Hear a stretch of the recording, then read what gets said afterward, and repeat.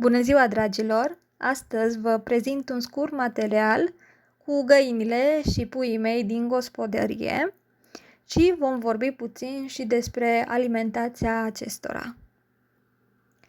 Găinile sunt niște păsări omnivore și se hrănesc cu diferite tipuri de alimente, de la iarbă până la insecte și cereale. Unele persoane le oferă păsărilor doar cereale, dar eu vă recomand să le oferiți și iarbă pentru că de acolo își iau majoritatea vitaminelor. De la trifoi până la fel de burieni pe care ei și le procură singuri. Cu toate acestea, sistemul la pui este mai diferit față de alte animale, însă chiar și fără dinți, puii au unul dintre cel mai eficient sistem digestiv din regnul animal.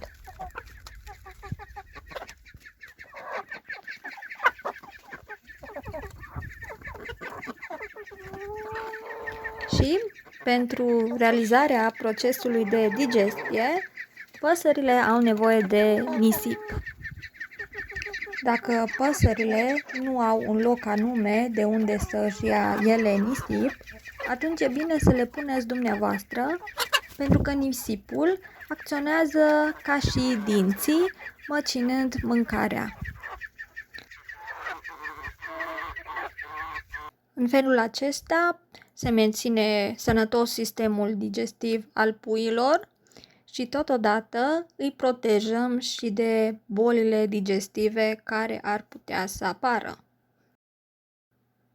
În esență, nisipul este necesar în dieta găinilor și a puiilor pentru ca aceștia să poată digera mâncarea. Puii nu sunt capabili să mestece mâncarea înainte de a o ingera, deoarece nu au dinți. În schimb, ei o înghit și o depozitează în gușa acestora. Nisipul mai are încă o întrebuințare foarte importantă, aș spune eu. Dacă le oferiți nisip găinilor pentru a se scălda, atunci le veți feri de păduc și purici.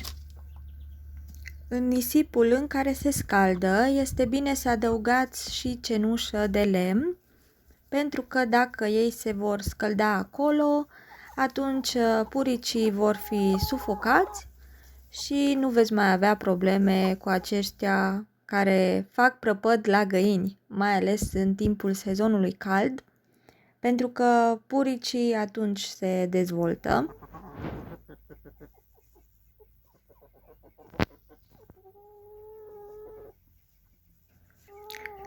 Dacă rațele adoră să se scalde în apă, iată că și găinile se scaldă, dar nu în apă, ci în nisip. Așa că dacă le puneți nisip găinilor, acestea vor fi foarte fericite și le veți păstra și sănătatea.